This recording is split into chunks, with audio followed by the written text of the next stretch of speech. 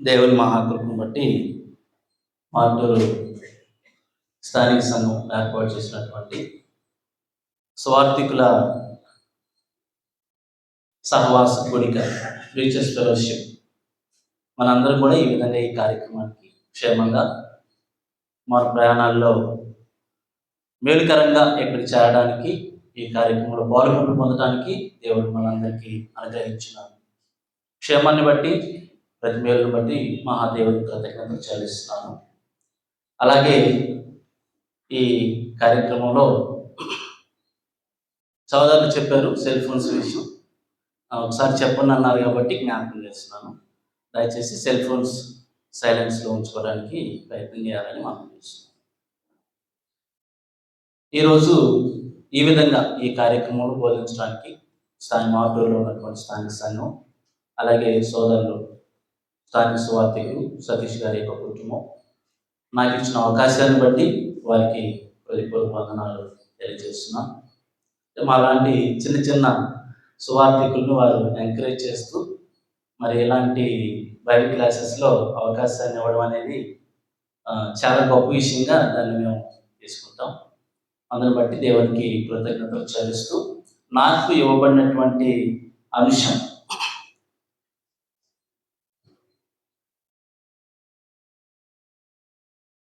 విశ్వాసంతో సువార్త ప్రకటించడం.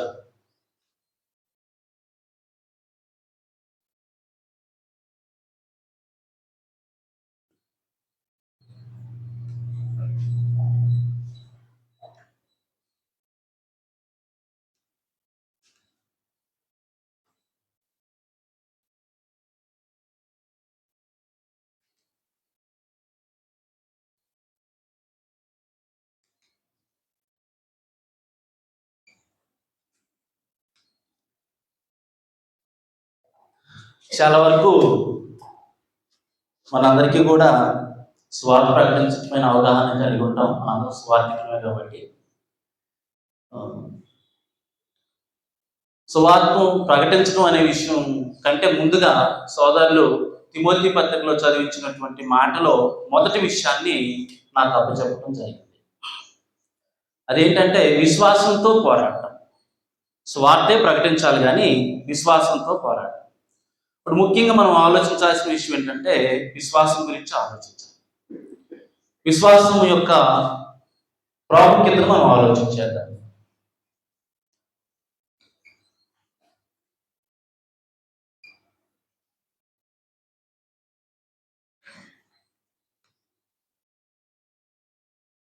తెలుగులో ఏమైనా తప్పులుంటే మీరు సెర్చ్ చేసి రాసుకోండి.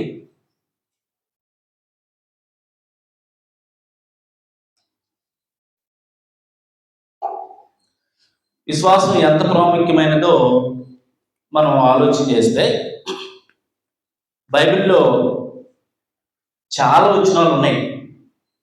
ఎందుకంటే మనం పూర్తిగా అసలు క్రైస్తవ్యం అనేది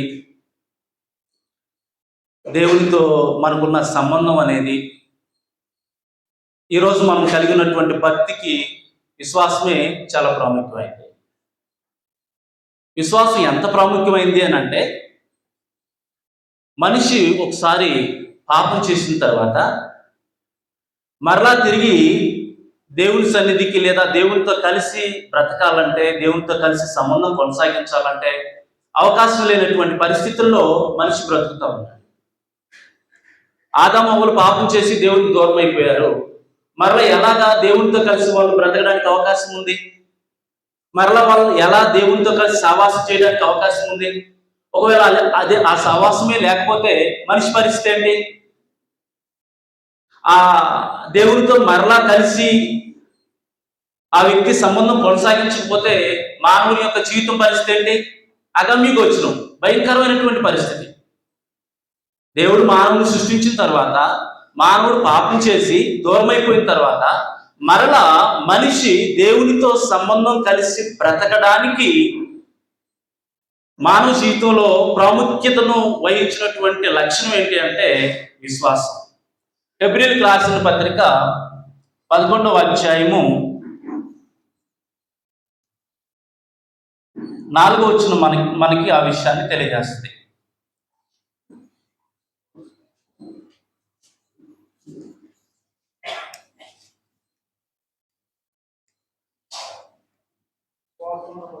విశ్వాసమును బట్టి హేబేలు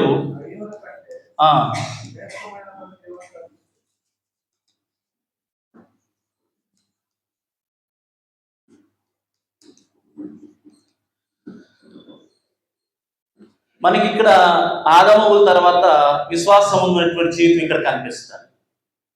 ఎలాగా అంటే విశ్వాసమును బట్టి. ఇప్పుడు హేబేలు దేవుని దగ్గరికి మరలా ఎలా రాగలిగాడు? దేవునికి అర్పణ ఎలా ఇవ్వగలిగాడు? దేవుని ఆరాధించడానికి దేవునితో సంబంధాన్ని ఎలా పునరుద్ధరించగలిగాడు మరలా తిరిగి అని అంటే విశ్వాసం లేకుండా మనం దేవునితో సంబంధాన్ని కొనసాగించలేము. విశ్వాసం లేకుండా దేవుణ్ణి ఆరాధించలేము. కాబట్టి మొట్టమొదటి ఆదాము తర్వాత మనకి బైబిల్లో రాయబడిన విషయం ఏంటంటే కయ్యూను హేబేలు విషయం. కయ్యూను హేబేలు దేవుని సన్నిధికి వెళ్ళినప్పుడు దేన్ని మెయిన్ విషయం తెలియజేసిందంటే హెబ్రీయులకు రాసిన పత్రికలో గ్రంథకర్త అన్నాడు, విశ్వాసమును బట్టి హేబేలు దేవునికి శ్రేష్టమైన బలి అర్పించాడు. అలాగే మనం ఆలోచిస్తే రెండో విషయం, విశ్వాసాన్ని మనము కొనసాగించడంలో రోమిలికి రాసిన పత్రిక 3:26 వచనంలో మన విశ్వాసం విషయంలో, మన రక్షణ విషయంలో అపోస్తలుడైన పౌలు రోమిలికి రాస్తూ అక్కడ తెలియజేస్తాడు, క్రీస్తు యేసు రక్తమునందలి విశ్వాసము ద్వారా ఆయనను చాలు యేసుక్రీస్తు ప్రభు రక్తమునందు మనం విశ్వసించటం వల్ల, అంటే విశ్వసించటం అనేటువంటి దానికి మనం ఆలోచిస్తే లోకంలో చాలా విషయాల మీద మనం నమ్మకం ఉంచుతాం, పని చేస్తాం, నెరవేర్చుకుంటాం, వాటిని మనం సక్సెస్ చేసుకుంటాం. కానీ ఇక్కడ దేవునికి మనకి ఉన్నటువంటి విశ్వాసానికి సంబంధించి యేసుక్రీస్తు వారు వచ్చిన తర్వాత దేని యందు విశ్వాసం ఉంచటం వలన మనం నీతిమంతులమయ్యాము అని అంటే క్రీస్తు యేసు రక్తమునందలి విశ్వాసం ద్వారా. అంటే మనం అసలు రక్షణ పొందడానికి, మనం దేవుని కుమారులు అవ్వడానికి, దేవుని సంకల్పంలో మనం పాలుభాగస్తులం అవ్వడానికి మెయిన్ ప్రాముఖ్యత వహించినటువంటి లక్షణం ఏదైనా ఉందంటే అది విశ్వాసం. చాలా ప్రాముఖ్యమైనది. అంటే మనం విశ్వాసం అనే విషయాన్ని మనం ఆలోచన చేస్తామే కానీ దాని ప్రాముఖ్యత గురించి ఆలోచన చేస్తే చాలా విషయాలు మనకి సైడ్ అయిపోతాయి అన్నమాట. అంటే విశ్వాసం మీదే డిపెండ్ అవ్వడం అనేటువంటిది, మనకి విశ్వాసం యొక్క ప్రాముఖ్యత తెలిస్తే తప్ప విశ్వాసం మీద మనం ఆనుకోం, విశ్వాసానికి సైడ్ అయిపోతాం. ఎందుకంటే విశ్వాసం కలిగి ఉండడం వేరుగా ఉంటది ప్రస్తుత దినాల్లో, జీవించటం వేరుగా ఉంటది. జీవితం వేరు, విశ్వాసం వేరు, నియమం వేరు, చేసేది వేరు. కాబట్టి విశ్వాసంతో సువార్త పని చేయడం గురించి సోదరుల ఆలోచన చేయడం జరిగింది. కాబట్టి సువార్త పని చేయడం అనేది ప్రాముఖ్యం కాదు, కానీ అది విశ్వాసంతో చేస్తున్నామా, విశ్వాసాన్ని మనం బేస్ చేసుకొని చేస్తున్నామా అన్న విషయాన్ని మనం ఆలోచిస్తే విశ్వాసం ఇంకా ఎంత ప్రాముఖ్యమైంది అంటే 11:6 హెబ్రీయులకు రాసిన పత్రికలో ఇక్కడ మనం ఆలోచిస్తే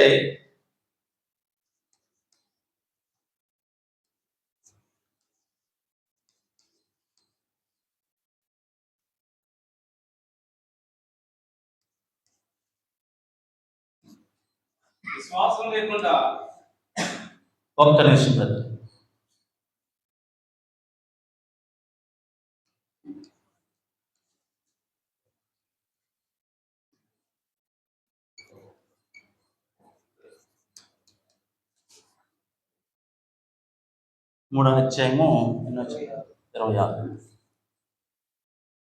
11:6 విశ్వాసం లేకుండా దేవునికి ఇష్టడై ఉండుట అసాధ్యము. విశ్వాసం లేకుండా దేవునికి మనం ఇష్టలుగా ఉండలేము. జనరల్గా మనకున్న పెద్ద వీక్నెస్, ఎక్కడైనా సరే ఫస్ట్ మనం ఎవరో ఒకళ్ళు దృష్టిలో పడాలి అని ఆలోచన చేస్తూ ఉంటాం, ఎవరో ఒకరిని మెప్పించాలి అని ఆలోచన చేస్తూ ఉంటాం. ఒక సువార్థికుడు, పెద్దోళ్ళు ఉంటారు మనకంటే కొంచెం, వాళ్ళ దృష్టిలో పడాలి అని చూస్తూ ఉంటాం. లేదా మినిస్టర్లు వచ్చారు, వాళ్ళ దృష్టిలో పడాలి అని చూస్తూ ఉంటాం. కానీ ఇక్కడ విశ్వాసం యొక్క ప్రాముఖ్యతను మనం ఆలోచన చేస్తే దేవుని దృష్టిలో పడడం, మనం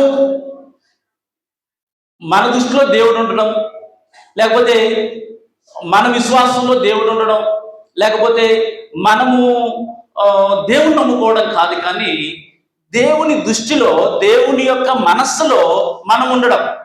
చాలా అరుదుగా ఉంటారు, చాలా తక్కువ మంది. మొదటి నుంచి ఈ రోజు వరకు మనం ఆలోచిస్తే దేవుని దృష్టిలో ఉన్న వ్యక్తులు ఎంతమంది ఉంటారు? ఉదాహరణకి ఇక్కడ చాలా మంది మనం ఉన్నాం. ఇప్పుడు మనం దేవుని దృష్టిలో ఉన్నాము అని మనం అనుకోవడం వేరు, కానీ దేవుని దృష్టిలో ఉన్నవాళ్ళు చాలా ఇంపార్టెంట్ పర్సన్స్ అన్నమాట. చాలా తక్కువ మంది ఉంటారు. ఎవరైతే విశ్వాసం మీద బేస్ అయ్యి తమ జీవితాన్ని కొనసాగిస్తారో, ఎవరైతే ఆ విశ్వాసాన్ని ఆధారం చేసుకొని దేవునితో సంబంధాన్ని కొనసాగిస్తారో వాళ్ళే దేవుని దృష్టిలో ఉంటారు. అబ్రహాం లాగా, నోవహు లాగా, వీళ్ళలాగా అనమాట. దేవుని దృష్టిలో ఉండడం వేరు, మనం దేవుని నమ్ముకొని ఉండడం వేరు. అది ఎలాగ మనకి వేరియేషన్ తెలుస్తుంది? ఆ విశ్వాసం యొక్క ప్రాముఖ్యతను మనం ఆలోచిస్తేనే ఆ వేరియేషన్ తెలుస్తుంది. లేకపోతే నేను విశ్వాసం కలిగి ఉన్నాను, దేవుని దృష్టిలో ఉన్నాను అని మనం అనుకొని మనం భ్రమలో బ్రతికే అవకాశము ఉందన్నమాట. అందుకే దేవునికి ఇష్టలుగా మనం బ్రతకాలంటే, దేవుణ్ణి సంతోషపెట్టే వాళ్ళుగా బ్రతకాలంటే, లేకపోతే దేవుడు మెచ్చేవారిగా మనం బ్రతకాలనంటే విశ్వాసం చాలా ప్రాముఖ్యమైనది. మరి ఎంత ప్రాముఖ్యమైన విశ్వాసాన్ని సింపుల్ గా వదిలేస్తే సరిపోయిందండి? మామూలుగా తీసేసుకొని అది చూద్దాంలే, దేవుని నమ్మే చూస్తూ ఉంటాం. ఈ రోజు మనం ఎవరైనా దేవుని బిడ్డలైనా లేదా కన్వర్ట్ అయినా, దేవుని సన్నిధిలో లేకపోతే దేవుని క్రీస్తులో రక్షణ పొందిన విశ్వాసం అనేటువంటి దాన్ని చాలా సింపుల్ గా చెప్పేస్తాం. వాళ్ళు నమ్మారా, దేవుని బిడ్డలయ్యారా, ఓకే అయిపోయింది అనుకుంటాం. కానీ విశ్వాసం ఎంత ప్రాముఖ్యమైందో, వాళ్ళ జీవితాన్ని నడిపించడానికి విశ్వాసం యొక్క ప్రాముఖ్యత ఎంత విలువైనదో వాళ్ళకి వివరించాల్సినటువంటి అవసరం ఉంది. ఎందుకంటే జీవితం మొత్తం విశ్వాసం మీద ఆధారపడదు. విశ్వాసం లేకుండా జీవితం అనేటువంటిది లేదు. రోమిలకు రాసిన పత్రిక 14:23 విశ్వాస మూలము కానిది పాపం అన్నాడు.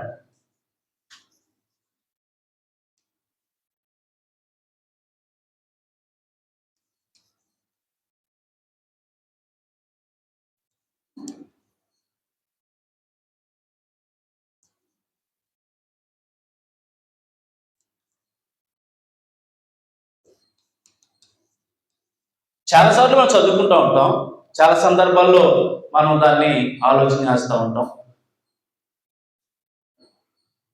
ఒక వ్యక్తి విశ్వాసం లేకుండా ఏ పని చేయడు, నమ్మకుండా ఏ పని చేయడు. వ్యవసాయం చేసే వ్యక్తి విశ్వాసం మీదే ఆధారపడతాడు, వ్యాపారం చేసే వ్యక్తి విశ్వాసం మీదే ఆధారపడతాడు. నమ్మకుండా ఏ పని చేయడు కదా. ఒక విశ్వాసి ఆత్మ సంబంధమైనటువంటి విషయాలలో సరైనటువంటి రీతిలో దేవుని మీద ఆధారపడకుండా ఏ పని చేసినా, దేవుణ్ణి చూడకుండా, దేవుని వైపు చూడకుండా, దేవుని గురించినటువంటి విషయాలు ఎందుకు నమ్మకం ఉంచకుండా పనిచేస్తే అది పాపం అన్నాడు. విశ్వాసం మూలము కానిది అంటే జీవితంలో మనం ఏం చేసినా సరే, ఉదాహరణకి ఏదైనా భోజనం చేసేటప్పుడు కూడా డౌట్ వచ్చిందనుకో, ఏం చేస్తాం? దాన్ని పక్కన పెట్టేస్తాం. మంచిని తాగేటప్పుడు ఏ బాగాలేదని తెలిసిందనుకో పక్కన పెట్టేస్తాం. అంటే నమ్మకం మీదే మన జీవితం ఆధారపడింది, విశ్వసించడం మీదే ఆధారపడింది. అది ఫ్యామిలీ కానీ, అది ఒక వ్యాపారం కానీ, లేదా ఒక ఉద్యోగం కానీ, ఒక వ్యక్తితో సంబంధం కొనసాగించడం కానీ, కుటుంబంలో సంబంధాలు కొనసాగించడం కానీ విశ్వాసం మీదే ఆధారపడింది. కాబట్టి విశ్వాసాన్ని మనం పరీక్షించుకోవాలి, సరైన రీతిలో ఉంచుకోవాలి. అది అసలు సరిగ్గా ఉందా లేదా అనేది చెక్ చేసుకోవాలి. అందుకే కొరింథీయులకు రాసిన పత్రికలో అంటాడు, ఇప్పుడు నేను రాయడం లేదు, మీ విశ్వాసము సరైనదో కాదో పరీక్షించుకోండి అంటాడు. అంటే విశ్వాసం సరైనది కాకపోతే మనం చేసే సువార్త సరైనదిగా ఉండదు. విశ్వాసం సరైనది కాకపోతే కుటుంబాన్ని సరిగ్గా మనం నడిపించుకోలేము. విశ్వాసం సరైనది కాకపోతే పిల్లలు సరిగా పెంచలేము. విశ్వాసం సరైనది కాకపోతే అసలు నా జీవితమే సరిగా ఉండదు, నా ప్రవర్తనే సరిగా ఉండదు, నా మాటలు సరిగా ఉండవు, నా భావోద్వేగాలు సరిగా ఉండవు.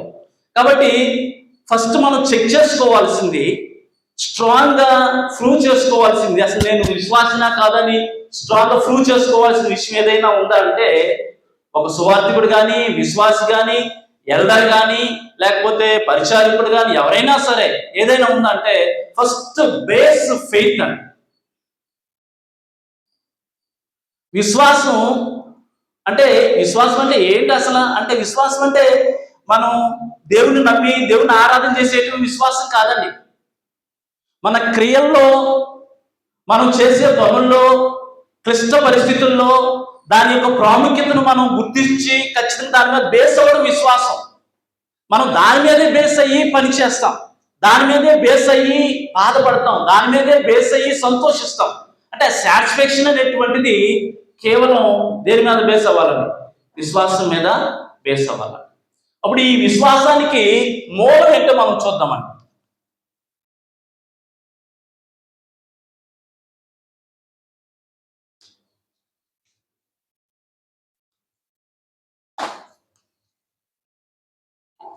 ఇది చెప్పాల్సిన అవసరం లేదనుకుంటున్నాను. మన విశ్వాసానికి, మన నమ్మకానికి, మనం ఆధారపడడానికి మూలం ఎవరండి? దేవుడండి.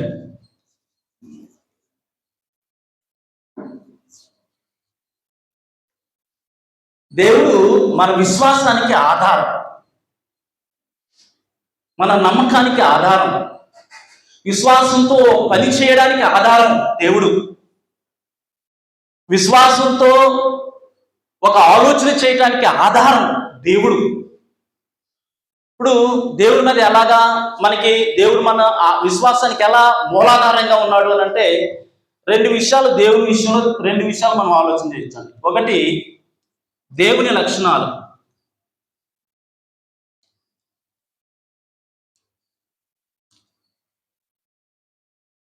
అంటే విశ్వాసం యొక్క ప్రాముఖ్యతను మనం అర్థం చేసుకున్న తర్వాత, ఈ విశ్వాసానికి మూలము దేవుడు.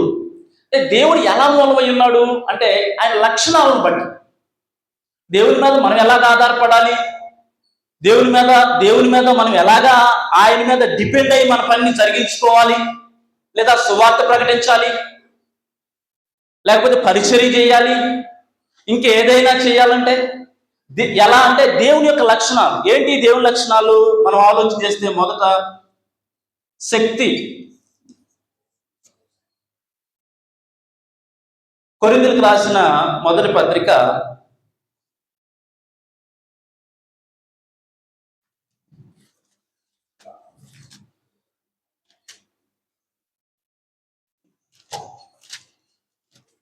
8 సువార్త దేవుని శక్తి అన్న విషయాన్ని మనకు తెలియజేస్తారు. 18వ వచనం, సిలువను గూర్చిన వార్త నశించుచున్న వారికి వెర్రితనము గాని, రక్షింపబడుచున్న మనకు దేవుని శక్తి. అంటే విశ్వాసాన్ని బట్టి సువార్తను ప్రకటించేటప్పుడు దేవుని శక్తి మనకి ఎలాగ ఆధారమైంది అంటే, ఎలాగా సువార్త ప్రకటించడం, వాళ్ళు అసలు సువార్త అది పవర్ ఆఫ్ గాడ్, దేవుని యొక్క మహోన్నతమైన శక్తివంతమైనటువంటిది అన్న విషయం ఎలా తీసుకోవాలి మనం దాన్ని అంటే, దేవుని లక్షణాలు సర్వశక్తిమంతుడు అన్న విషయాన్ని మనం చూస్తాం. ఆదికాండం 17వ అధ్యాయంలో మనం చూస్తాం. ఇప్పుడు ఈ శక్తి మీద మనం ఆధారపడితే మనలో ఏం ప్రవేశిస్తుంది? విశ్వాసం ప్రవేశిస్తుంది. ఆధారపడకపోతే విశ్వాసం లేదు. మనం డబ్బు మీద ఆధారపడ్డాం అనుకో, డబ్బుపరమైన విశ్వాసం మనలో ఉంటుంది. లేకపోతే మనుషుల మీద ఆధారపడ్డాం అనుకో, మనుషులకు సంబంధించినటువంటిదే మన మీద ఉంటుంది, మనం నడిపిస్తుంది. లేదా ఆస్తిపాస్తుల మీద డిపెండ్ అయ్యమనుకో, వాటిని బట్టి. అంటే ఇప్పుడు ఎక్కువగా మనం స్వార్థ ప్రకటించేటప్పుడు కానీ, మన కుటుంబంలో మనం ఏ పనైనా చేసేటప్పుడు కానీ, దేవుని శక్తి యొక్క ప్రభావంతో మనం ఒక పని చేయగలుగుతున్నామా, లేకపోతే హార్ట్ఫుల్గా ఆలోచిస్తే నాకున్నటువంటి ప్రాపర్టీస్ కానీ, నాకున్న శక్తి సామర్థ్యాలను కానీ, నా సొంత జ్ఞానానికి సంబంధించిన వాటి మీద డిపెండ్ అయి నేను సువార్తను ప్రకటించగలుగుతున్నాను. నిజంగా దేవుని శక్తి మీదే ఆధారపడితే అది చాలా పవర్ఫుల్గా ఉంటుంది అన్నమాట. అందుకే ఏమంటున్నాడంటే దేవుని లక్షణాల్లో శక్తితో ఈ 2 రకాలు ఉన్నాయి దేవుని లక్షణాలు. శక్తి లక్షణాలు కావచ్చు, శక్తి కలిగిన వాడు, జ్ఞానం కలిగిన వాడు, ఇలాగ ఆయన శక్తి లక్షణాలు మనం ఆలోచన చేయొచ్చు. అలాగే దేవత్వానికి సంబంధించిన వ్యక్తి లక్షణాలను బట్టి కూడా మనం ఆలోచిస్తే తిమోతికి రాసిన మొదటి పత్రికలో 2వ పత్రిక చూద్దాం. తిమోతి గురించి మాట్లాడతాడు పౌలు. 2వ పత్రిక 4వ వచనంలో మొదటి అధ్యాయంలో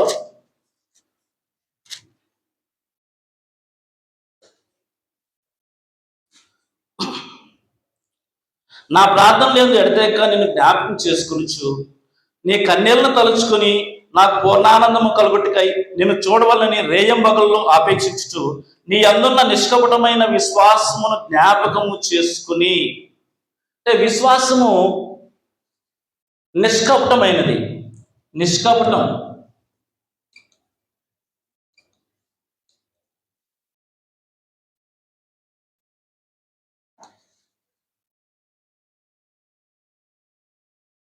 అలాగే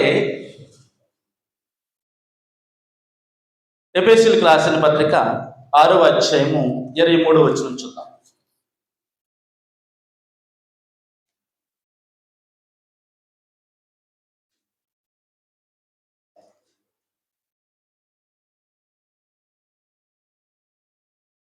తండ్రైన దేవుని నుండియో ప్రభువైన యేసుక్రీస్తు నుండియో సమాధానమును విశ్వాసముతో కూడిన ప్రేమ అన్నాడు.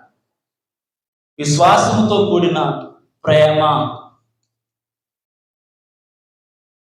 ఎందుకు ఈ విషయాలు మనం ఆలోచన చేస్తున్నాం అంటే, విశ్వాసం అనేటువంటిది దేవుని శక్తి మీద ఆధారపడవలసినటువంటిది అయింది.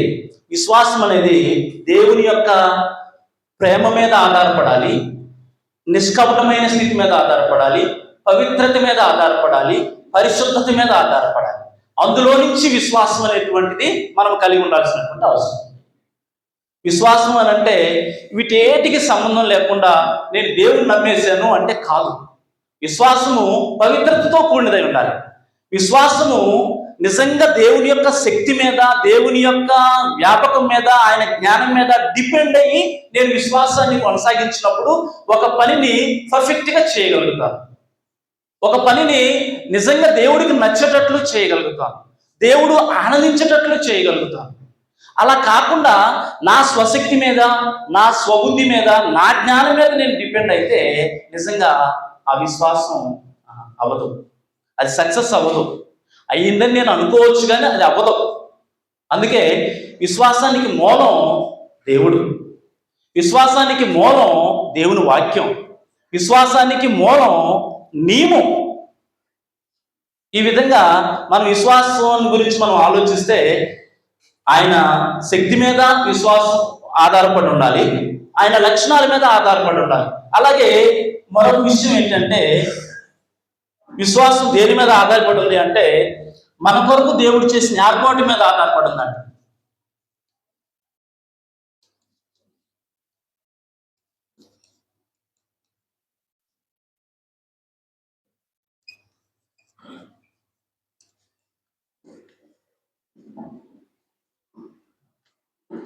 తెస్సలోనికలకు రాసిన 2వ పత్రిక 2వ అధ్యాయము 13వ వచనం మనం చూస్తే,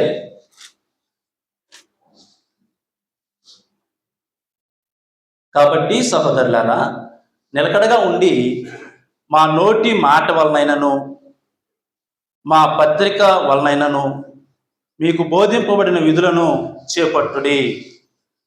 అంటే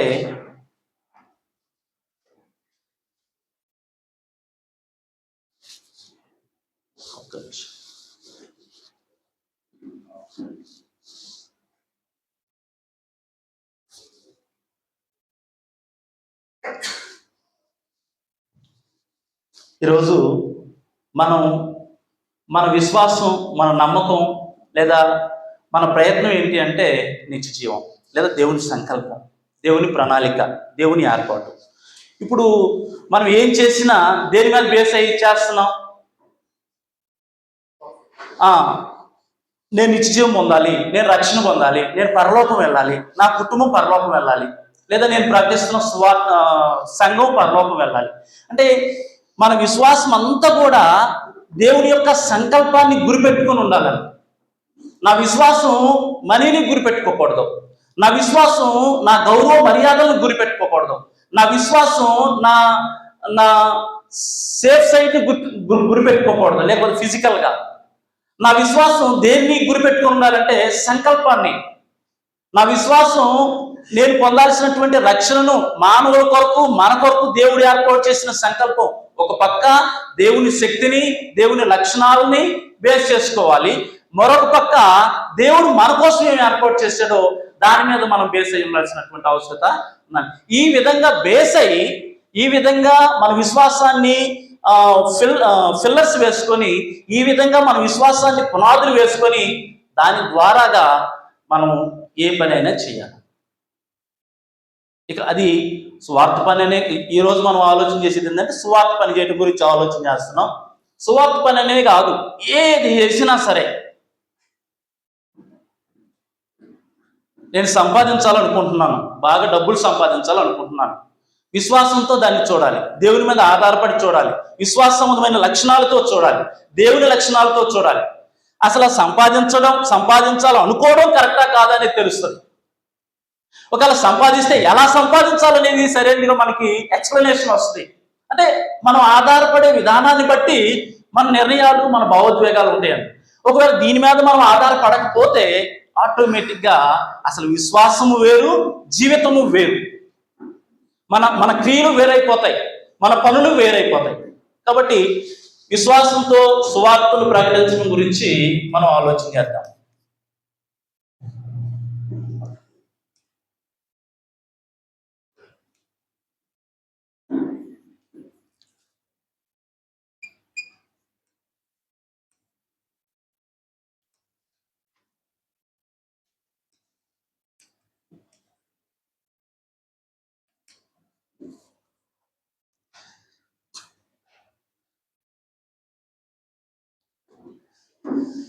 సువార్తకు విశ్వాసానికి ఎలాంటి సంబంధం ఉందో మనకి బాగా తెలుసండి.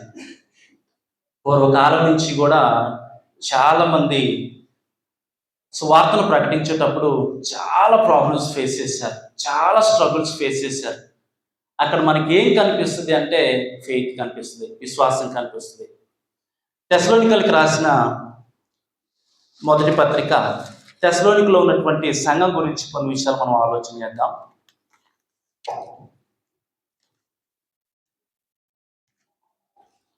2వ వచనం,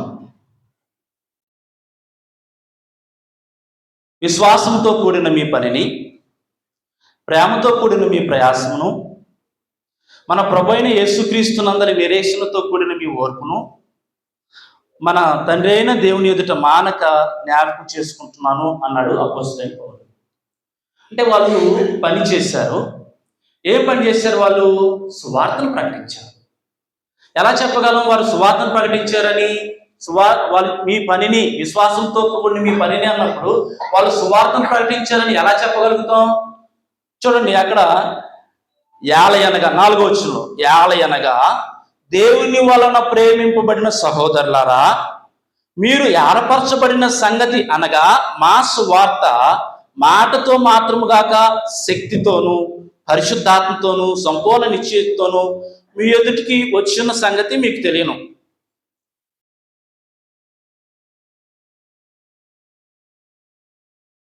ఏడు 8 వచనాల్లో ఉన్న విషయం చదువుతున్నాను. కాబట్టి మాసిదోనియాలోను అకయలోను విశ్వాసులందరికీ మీరు మాదిరి అవుతారు. ఎందుకనగా మీ యొద్ద నుండి ప్రభువు వాక్యము మాసిదోనియాలోను అకయలోను మ్రోగెను. మనకు తెలుసు కదా, మాసిదోనియా ప్రాంతాలు ఎఫెసీ, తెస్సలోనిక, అకయ, కొరింథీ మనకు బాగా తెలుసు. కొరింథీ ప్రాంతం మనకు బాగా తెలుసు. ఇప్పుడు మాసిదోనియా ప్రాంతంలో, అకయ ప్రాంతంలో సువార్త మ్రోగిందట.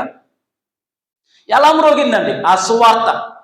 మనం ఇప్పుడు మైక్ పెట్టుకొని ఆ వీధుల వెంట వెళ్ళేసి దేవుని వాక్యం ప్రకటిస్తూ ఉంటే అలా మ్రోగిందా? ఎలా మ్రోగింది? ఆ తర్వాత అంటాడు, మా మా ఆనందమును, మా కిరీటమును, మా మా సంతోషము మీరు కాదా అంటాడండి. అసలు మీరే కదా మా సంతోషం, మా ఆనందం, మా అతిశయం, మా హ్యాపీనెస్ మీరే కదా అంటాడండి. అంటే ఎలాగా మ్రోగింది అని అంటే వాళ్ళు విశ్వాసంతో స్వార్థ ప్రకటించారు. అంటే పౌలు ఒక్కడి గురించే ఇక్కడ కాదు, తెస్సలోనికల సంఘం గురించి మాట్లాడుతున్నాను. తెస్సలోనికలో ఉన్నటువంటి సంఘం సువార్తను ఎలా ప్రకటించారంటే విశ్వాసంతో ప్రకటించారు. వాళ్ళు సొంత జ్ఞానం మీద ఆధారపడలేదు. ఈరోజు చాలా మంది మనం ఏం చేస్తున్నాం అంటే విశ్వాసాన్ని వదిలివేసి సంఘాన్ని అభివృద్ధి చేయడానికి ప్రయత్నం చేస్తున్నాం, రకరకాల ప్రయత్నం చేస్తున్నాం. భోజనాలు పెట్టాలని కానీ, లేకపోతే ఇంకేవేవో కల్చరల్ ప్రోగ్రామ్స్ ఏర్పాటు చేయడం కానీ, లేకపోతే ఇంకా సొంత ప్రయత్నాలండి, అన్ని నాటకాలు కానీ, లేకపోతే ఏవో సొంత ప్రయత్నాలు, ఇలా డాన్స్లు కానీ, లేకపోతే ఏవో కొన్ని ప్రయత్నాలు ఇంకా మనకు తెలియదు కాదు, చాలా ఉన్నాయి, జరుగుతున్నాయి. కానీ ఇప్పుడు విశ్వాసమును బట్టి, విశ్వాసమును డిపెండ్ చేసుకొని, విశ్వాసాన్ని మూలంగా ఏర్పాటు చేసుకొని, దేవుని యొక్క నియమాన్ని, దేవుని యొక్క క్రమాన్ని మూలంగా బేస్ చేసుకొని సువార్త ప్రకటించడం వలన ఏం జరిగిందంటే ఆ ప్రాంతాలకి పోతుంది. ఇప్పుడు తెస్సలోనికలో ఉన్నటువంటి సంఘం దేన్ని వినియోగించిందని సువార్త ప్రకటించడానికి? విశ్వాసాన్ని వినియోగించిందని. దేవుని మీద వాళ్ళు ఎంతగా డిపెండ్ అయ్యారంటే సో మెనీ ప్రాబ్లమ్స్ వాళ్ళు ఫేస్ చేశారు, చాలా ఇబ్బందికరమైనటువంటి పరిస్థితులను వాళ్ళు ఫేస్ చేశారు. ఇర్మియా గ్రంథంలో ఇర్మియా గురించి ఒక మాట చెప్తాడు. ఇర్మియా గ్రంథంలో 20:7 ప్రాబ్లమ్స్ ఫేస్ చేశారు అని అంటే ఇర్మియా చాలా స్ట్రాంగ్ గా మాట్లాడతాడు.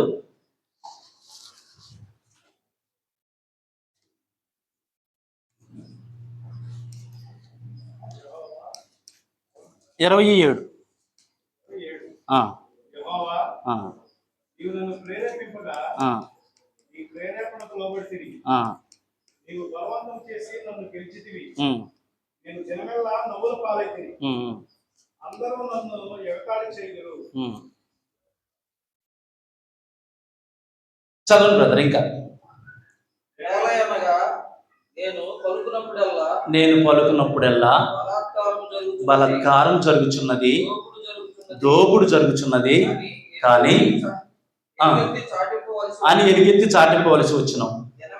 దినమెల్లా యెహోవా మాట నాకు అవమానమునకును అపహాస్యమునకును హేతువాయను. ఆయన పేరు నేను ఎత్తను, ఆయన నామం బట్టి నేను ప్రకటింపను అని నేను అనుకుంటున్నా. అది నా హృదయంలో అగ్నివలే మండుచు మోయబడినట్లున్నది అన్నాడు. Okay, thank you. అంటే ఇర్మియా గురించి మనకు తెలుసు. మొట్టమొదటి దేవుడు ఆయన ఎలాగ ఏర్పాటు చేసుకున్నాడో, తల్లి గర్భంలో ఆయన పిండముగా ఏర్పడినది మొదలుకొని దేవుని పని కొరకు ఆయన ఎంత స్ట్రాంగ్ గా దేవుడు ఇర్మియాని ఏర్పాటు చేసుకున్నాడో మనం సువార్థికులం కాబట్టి మనకు తెలుసు. అయితే ఇక్కడ మనం ఆలోచన చేసేది ఏంటంటే ఆయన ఒక ప్రవక్త. ఆయన ఇశ్రాయేలీయులకి ప్రవచించడానికి దేవుడు ఏర్పాటు చేసుకున్న ఒక ప్రాముఖ్యమైనటువంటి ప్రవక్త ఇర్మియా. పెద్ద ప్రవక్తల్లో ఒకడు అని అంటా ఉంటాం. ఇతను వాక్యం ప్రకటిస్తున్నాడు, లేదా ప్రవచిస్తున్నాడు, బోధిస్తున్నాడు. ప్రకటిస్తుంటే ఎలాంటి ప్రాబ్లమ్స్ ఇతను ఫేస్ చేసాడండి. అవమానం వచ్చిందంట, దోపుడు వచ్చిందంట. జనరల్గా దేవుని కోసం బ్రతుకుతున్న మనం ఏదైనా తప్పు చేస్తే, ఎక్కడైనా మిస్టేక్ చేస్తే దేవునికి అవమానం వస్తుంది, దేవునికి బ్లేమ్ అవుతుంది కదా. అన్ని జనుల మధ్యలో మిమ్మల్ని బట్టే కదా నాకు అవమానం కలుగుతుందని అంటాడు. కానీ ఇర్మియా మాటలు రివర్స్ ఉన్నాయి. ఎలాగున్నాయి రివర్సు? నీ నాముని గురించి ప్రకటించడం వలన నాకు అవమానం వస్తుంది. నాకు అంటే ఎంత ఆయన స్ట్రాంగ్ గా ఫెయిత్ఫుల్ గా ఉన్నాడు అన్న విషయాన్ని మనం అర్థం చేసుకోవాలి. అంటే నేను ఖచ్చితంగా సువార్త ప్రకటిస్తున్నాను వితౌట్ మిస్టేక్, లోపము లేకుండా, నా శక్తి సామర్థ్యాలను బట్టి, నీవు నాకు ఇచ్చిన విశ్వాసాన్ని బట్టి, నీవు నా చేతికి ఇచ్చిన పనిని నీ మీదే ఆధారపడి నేను సువార్త ప్రకటిస్తున్నాను. నాకు అవమానం వస్తుంది, నాకు నాకు నన్ను బ్లేమ్ చేస్తున్నారు, నన్ను కొడుతున్నారు, నన్ను దోపిడీ చేస్తున్నారు అంటే విశ్వాసంతో స్వార్థ ప్రకటిస్తే అలా ఉండిద్దండి. ఒక వ్యక్తి విశ్వాసంతో అడుగు వేస్తే అలా ఉండిద్దండి. విశ్వాసంతో బైబిల్ తీసుకొని బయటికి వెళ్తే అలాంటి పరిస్థితులు ఉంటాయండి. ఒకవేళ బయటికి వెళ్ళేటప్పుడు నా సొంతంగా నేను ఏదైనా ఆలోచన చేసుకుంటే రకరకాలుగా నేను తప్పించుకుంటాను. అంతే కదా బ్రదర్? ప్రాబ్లమ్స్ ఏం చేస్తాను నేను? ఒకవేళ నేను బైబిల్ తీసుకొని నా సొంత ఆలోచనతో వెళ్ళాను అనుకోండి, నేను ప్రాబ్లమ్స్ ఏం చేస్తాను? నాకు అనుకూలంగా పరుచుకుంటాను, నాకు నచ్చినట్లుగా ఆలోచన చేసి సువార్త ప్రకటిస్తానే తప్ప నిజంగా ప్రాబ్లమ్స్ని ఎలాంటి ప్రాబ్లమ్స్ వచ్చినా ఫేస్ చేసి ఫెయిత్తో నిజంగా విశ్వాసంతో అంటే మనకి ఆదిమ సంఘం ఉంది కదా, ఎలాగ ప్రకటించారండి వాళ్ళు సువార్తను? 8వ అధ్యాయము అపోస్తుల కార్యాలు.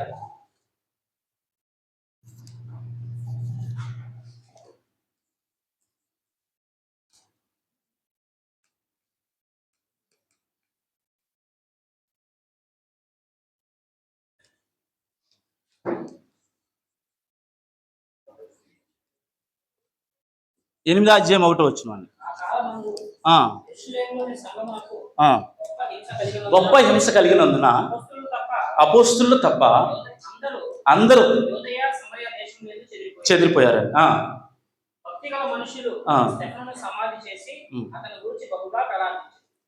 చెదిరిపోయిన వారు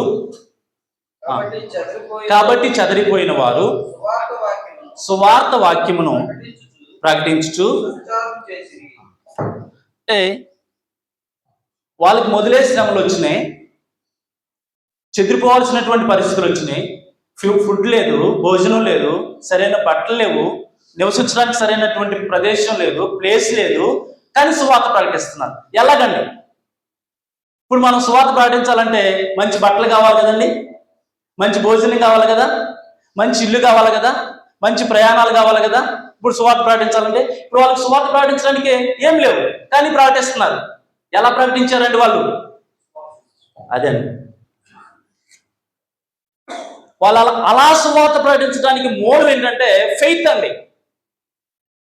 ఆ విశ్వాసాన్ని బట్టి వాళ్ళు సువార్త ప్రకటించారే తప్ప ఫైనాన్షియల్ స్టేటస్ బట్టి కాదు. ఈరోజు మన గురి, మన టార్గెట్, మన ఎయిమ్ అంతా కూడా దేని మీద బేస్ అయిందండి అంటే నేను నిందించడం లేదు, అంటే ప్రాక్టికల్గా ఆలోచన చేస్తే అంతేనండి కరెక్ట్. అంటే మనం సౌకర్యవంతమైనటువంటి జీవితాన్ని ఆలోచిస్తూ సువార్త ప్రకటించడానికి ప్రయత్నం చేస్తాం. మనకు అన్ని సౌకర్యాలు బాగుంటే సువార్త ప్రకటిస్తున్నాం. తిట్టే వాళ్ళు ఉండకూడదు, కొట్టే వాళ్ళు ఉండకూడదు, అనేవాళ్ళు ఉండకూడదు, మనల్ని అవమానించే వాళ్ళు ఉండకూడదు, మనల్ని గౌరవించే వాళ్ళు ఉంటే వెళ్ళి సువార్త ప్రకటిస్తాం, మనల్ని ప్రేమించే వాళ్ళు ఉంటే వెళ్ళి సువార్త ప్రకటిస్తాం. కాబట్టి ప్రాక్టికల్గా మనకి చాలా ఎక్స్పీరియన్స్ మనందరికీ తెలుసు. విజిటింగ్స్ చేసేటప్పుడు కానీ లేకపోతే సువార్త కూడికలు నిర్వహించేటప్పుడు చాలా ఇబ్బందికరమైన పరిస్థితులు మనం ఫేస్ చేస్తామని. సరైన సంఘమే సరిగ్గా సహకరించకపోవచ్చు. విజిటింగ్స్కి వెళ్తూ ఉంటాం, గృహ దర్శనాలకు వెళ్తూ ఉంటాం. సరే వెళ్ళగా కనీసం కూర్చోండి బ్రదర్ అని చైర్ కూడా వేయరండి.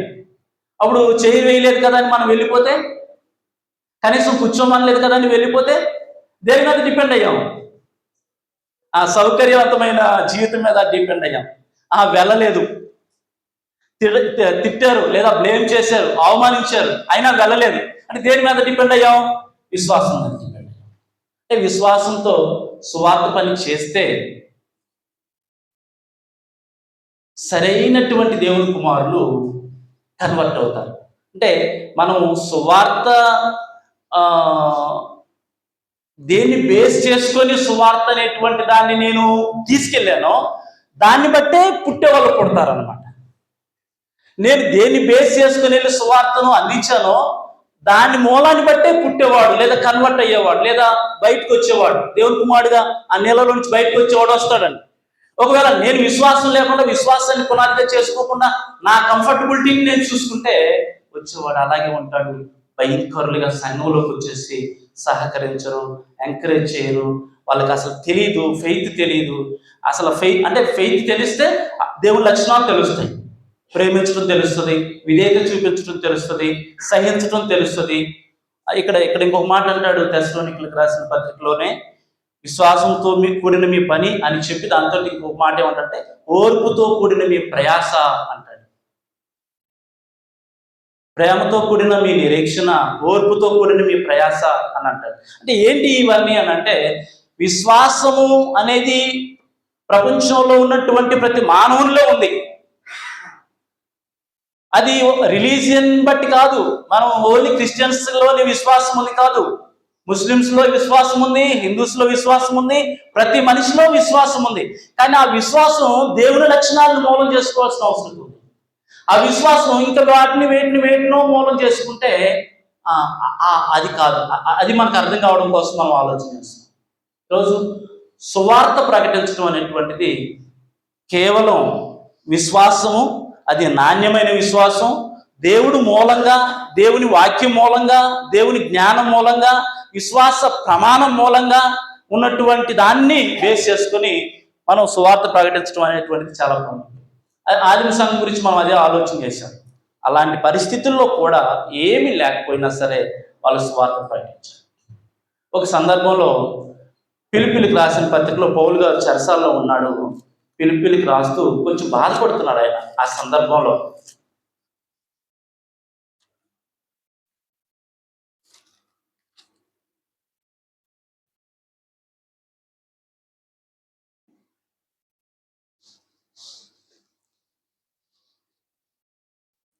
ఆయన ఏమంటున్నాడంటే, కొంతమంది నాకు ఇంకా శ్రమను తోడు చేయాలని వాళ్ళు సువార్తను ప్రకటిస్తున్నారు. సరే, ఏ విధము చేతనైనాను వారు కక్షతో కానీ ఈర్ష్య చేత కానీ సువార్తను ప్రకటించుతున్నారు. నేను స్పెట్స్ మర్చిపోయాను.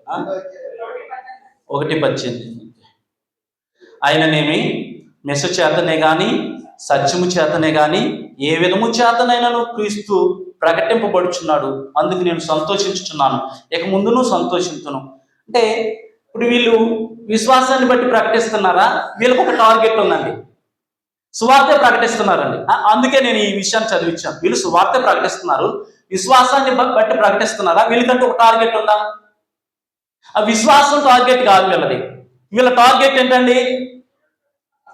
పౌలు గారికి శ్రమ రావాలి, పౌలు గారికి ఇబ్బంది రావాలి. చాలా సందర్భాల్లో చూస్తూ ఉంటాం, సంఘంలో కొంతమంది తెలియదు, వాళ్ళకి జ్ఞానం తెలియదు, విశ్వాసం తెలియక సంఘంలో వచ్చి మాట్లాడేటప్పుడు సువార్థికుడిని బ్లేమ్ చేయడానికి మాట్లాడతారండి. అంటే వాళ్ళకి తెలియదు, వాళ్ళకి తెలిసి చేస్తున్నారు అనుకోవడానికి లేదు, తెలియక సువార్థికుడు అంటే ఎవరో ఏంటో వాళ్ళకి తెలియక సువార్థికుడిని బ్లేమ్ చేయడానికి కానీ ఇంకొక సహోదరుని బ్లేమ్ చేయడానికి కానీ మాట్లాడతారండి. అది నిజమండి, జరుగుతున్నాయండి అవి. ఈ స్టేజ్ మీదకి వచ్చి ఒక పర్సన్ని టార్గెట్ చేసుకుని బ్లేమ్ చేయడానికి మాట్లాడేస్తారు. ఇప్పుడు ఇక్కడ వీళ్ళు ఏం చేస్తున్నారు?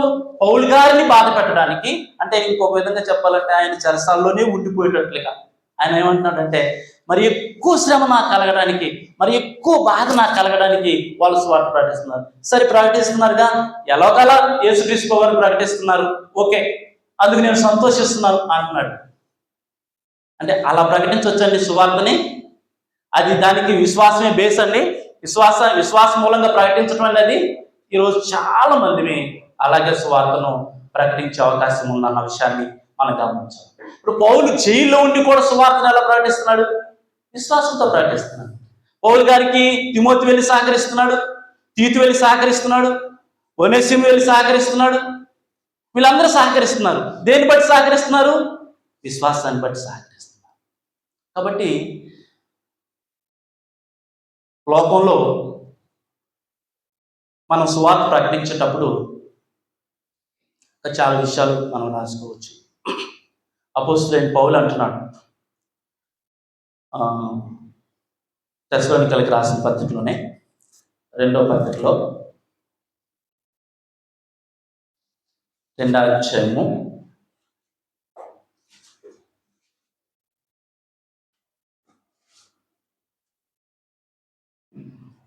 1వ పత్రిక 2వ అధ్యాయం 3వ వచనంలో, యాలయనగా మా బోధ కపటమైనది కాదు, అపవిత్రమైనది కాదు, మోసయుక్తమైనది కాదు, కానీ సువార్తను మాకు అప్పగించుటకు యోగ్యులమని ఎంచబడిన వారమై మనుషులను సంతోషపెట్టు వారము కాక మన హృదయములను పరీక్షించి దేవుడిని సంతోషపెట్టు వారమై. అంటే ఉదాహరణకి పౌలు గారు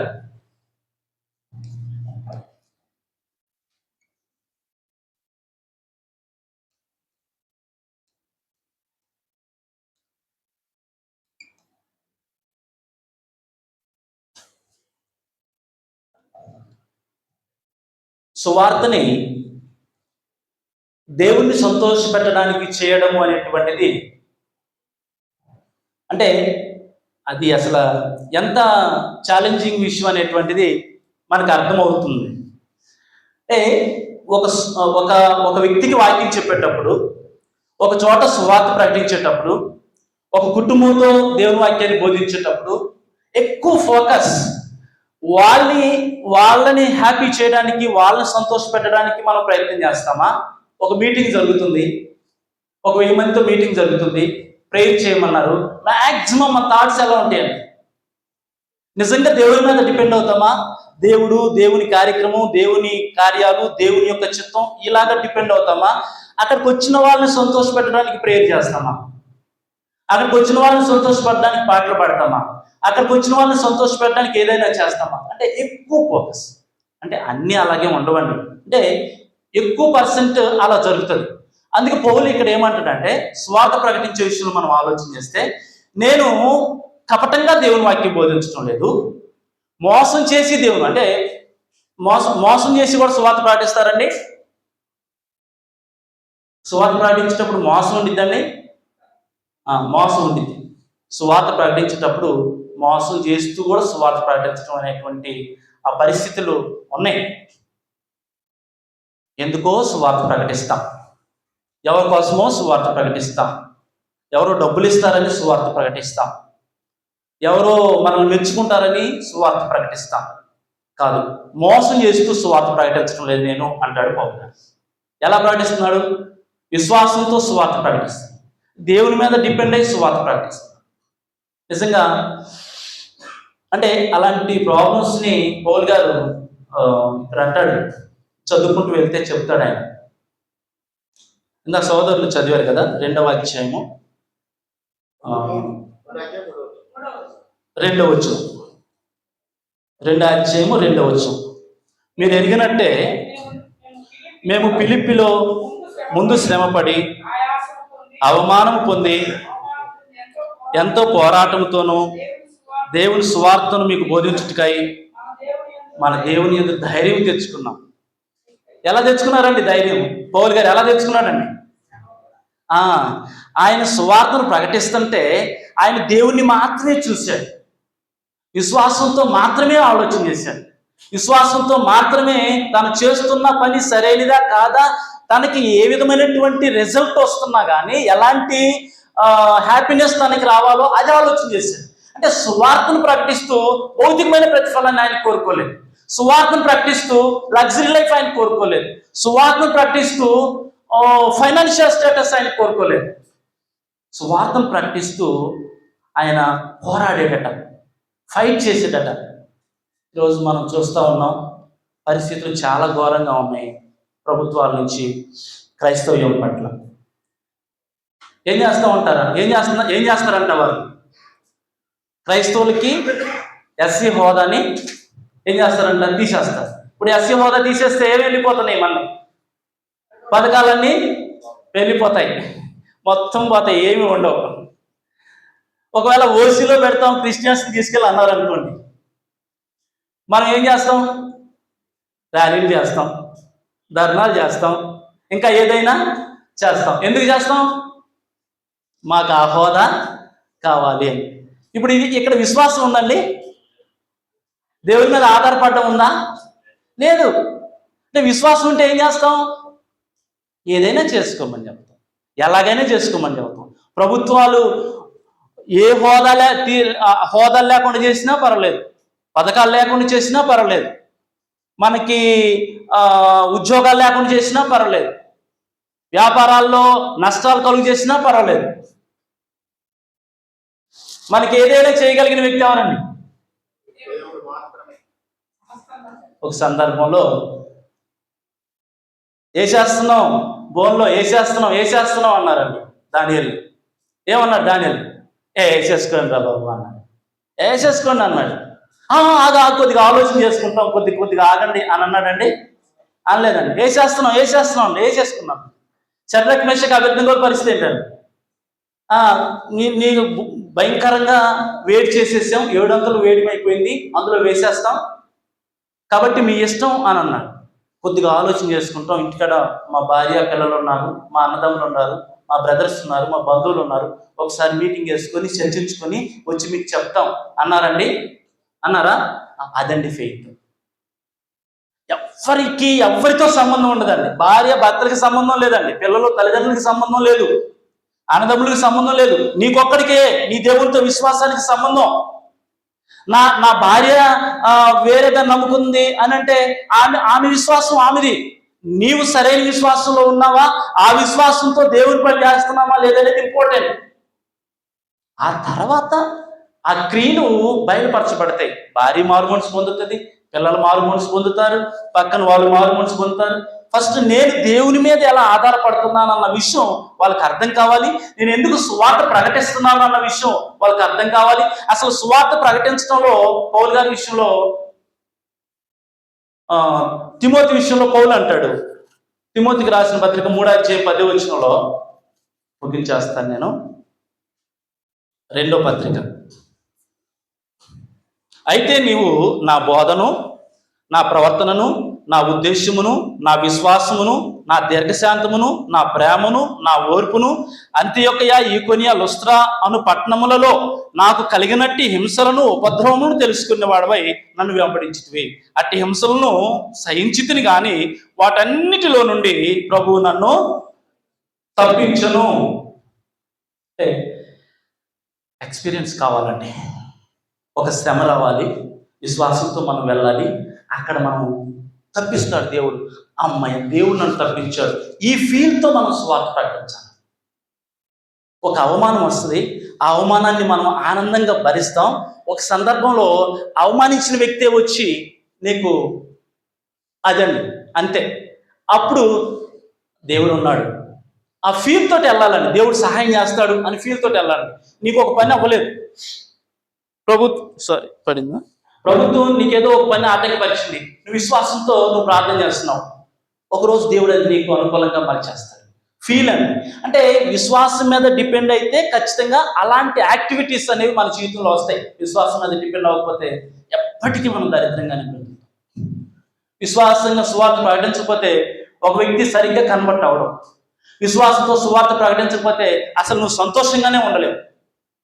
విశ్వాసంతో సువార్త ప్రకటించకపోతే సంఘం అభివృద్ధి కాదు, ఒకవేళ సంఘం అభివృద్ధి అయినా కూడా ఆ సంఘం నాణ్యతలో కొనసాగదు.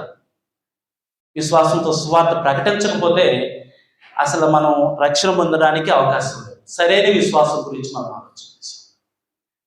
వాళ్ళ నిజమైన విశ్వాసంతో మనం సువార్తను ప్రకటిస్తే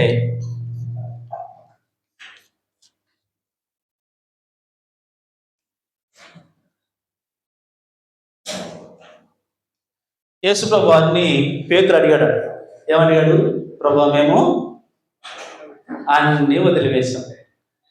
మనం ఆ ప్రశ్న అడగడానికి అవకాశం ఉందా సహోదరులారా? ఉందండి. ఏం వదిలివేసామని అడగొచ్చు మనం. నా ఫ్యామిలీని వదిలేసేసాను అడగొచ్చా? నా ఆస్తులను వదిలిపెట్టేనని అడగొచ్చా? లేకపోతే నా కుటుంబాన్ని వదిలిపెట్టేసేసానని అడగొచ్చా? ఏమో వదిలేసేసానని మనం అడగొచ్చు. ఏం వదిలేసామని అడగలేదు. మరి ఏం అడుగుతాం మనం? ఏమో మనం ఇంత కష్టపడ్డాను అని అడగొచ్చు, నేను ఇంత ప్రయాసపడ్డాను అని అడగొచ్చు, ఇంత ఖర్చు పెట్టాను అని అడగొచ్చు, ఇంత శక్తిని దారిపోసాను అని అడగొచ్చు. కానీ ప్రభు అన్నాడు, ఏమన్నాడంటే, ఇప్పుడు నేను చదవటం లేదు,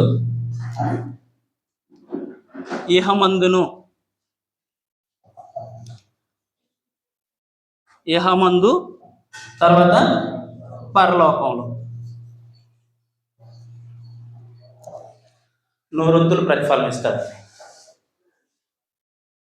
నమ్మి దేవుణ్ణి, ఆయన వాక్యాన్ని, ఆయన ప్రామాణికతను మూలం చేసుకొని ఆయన లక్షణాల మీద ఆధారపడి అదే విశ్వాసంతో మనం సువార్తను నిజంగా ప్రకటిస్తే అంత ఉన్నతమైనటువంటి జీవితాన్ని మనకిస్తాడు. ఒకసారి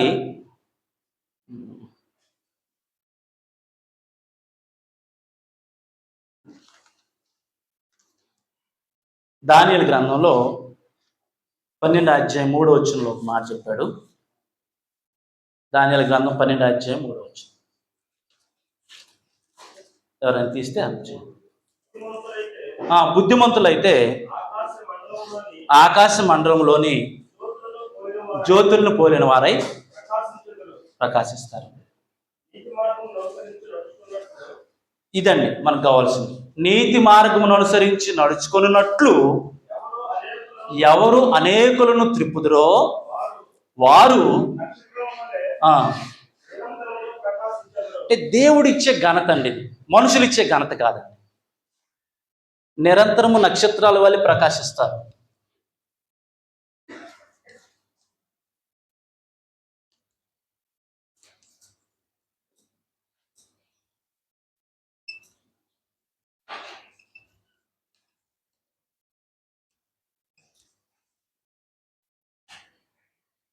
అంటే మనము అనేకులను త్రిప్పేవాళ్ళం, అనేకులను రక్షించేవాళ్ళం, అనేకుల్ని నశించిపోకుండా కాపాడేవాళ్ళం, అనేకుల్ని క్రీస్తులో స్థిరపరిచేవాళ్ళం. మన పని అది. మనం అందుకు సువార్త ప్రకటిస్తున్నాం. ఆ పని చేసేటప్పుడు ఇక్కడ చెప్తున్నాడు వాళ్ళనట దేవుడు వాళ్ళకి ఎలాంటి ఘనతనివ్వబోతున్నాడు, ఎలాంటి మహిమనివ్వబోతున్నాడు అని అంటే నిరంతరము నక్షత్రంలో వాళ్ళు ప్రకాశించేటట్లుగా వాళ్ళని చేస్తాడు. పౌలు గారు అంటాడు 2 తిమోతి 4:6-4 విశ్వాసాన్ని కాపాడుకున్నాను. ఏ విశ్వాసాన్ని కాపాడుకున్నాడు ఆయన? సువార్తను ప్రకటించడంలో దేవుని మీద, ఆయన లక్షణాల మీద, ఆయన ప్రణాళిక మీద, ఆయన చేసిన ఏర్పాటు మీద పౌలు గారు ఉంచిన విశ్వాసాన్ని కాపాడుకున్నాడు. అంటే ఎక్కడ కూడా మోసయుక్తంగా కానీ, ప్రలోభాలకు కానీ, వ్యసనాలకు కానీ, శరీర సంబంధమైన వాటి మీద డిపెండ్ అయ్యి సువార్తలో ఇన్వాల్వ్ అవ్వాల. అది విశ్వాసంతో ప్రకటించడం అంటే. అంటే చాలా అవమానాలు వచ్చినా, శ్రమలు వచ్చినా, కష్టాలు వచ్చినా, బాధలు వచ్చినా, నిందలు వచ్చినా విశ్వాసముతోనే పనిచేశాడు. ఈరోజు మనం కూడా నిజంగా ఆలోచన చేస్తే నేను చేసే పనికి మూలం విశ్వాసమా కాదా? దేవుడా కాదా? దేవుని లక్షణాలైన నీతి, పరిశుద్ధత, నిష్కాపట్యము, యథార్థత అదే కాదా? లేకపోతే నా సొంత జ్ఞానం మీద ఆధారపడి ఫైనాన్షియల్ కొరకో, లేకపోతే సుఖ సంతోషాల కోసమో, లేకపోతే కుటుంబం కోసమో, లేకపోతే భక్తి కోసమో, లేకపోతే ఇంకా ఎవరినో సంతోష పెట్టడం కోసమో, లేకపోతే ఇంకొక దాని కోసమో, దేనికోసమో నేను సువార్త ప్రకటిస్తున్నానా? నా కంఫర్టబిలిటీ చూసుకొని సువార్త ప్రకటిస్తున్నానా? అదే సువార్త అనేది ఒక్కొక్కసారి ప్రాణాలే పోవచ్చు, అవమానాలే రావచ్చు, కుటుంబాన్ని కోల్పోవచ్చు, ఆస్తులనే కోల్పోవచ్చు, ఏదైనా జరగవచ్చు. విశ్వాసం మీద డిపెండ్ అయితే ఖచ్చితంగా దేవుడు తగిన సమయంలో తగిన ప్రతిఫలాన్ని మనకిస్తాడు. ఆ విధంగా మనం సువార్థికులం కాబట్టి విశ్వాసం అనేది బేసిక్ పాఠం. అందుకే నేను ఏం రాయలేదు పర్పస్. అది మూలపాఠం అంటాడు హెబ్రీ పత్రికలో. విశ్వాసము మనందరికీ కూడా మనం ఆలోచించే స్థాయి కాదు మనది. మనం ఎదిగేసాం, మనం విశ్వాసం అయిపోయాం. కాకపోతే ఆ విశ్వాసం సరైనదే కాదని ఒకసారి పరీక్షించుకుందాం. అట్టి విశ్వాసం మీద మనం దేవుడు మూలంగా ఉన్నాడా లేడా అనేది అది మనం ఆలోచన చేసుకుందాం.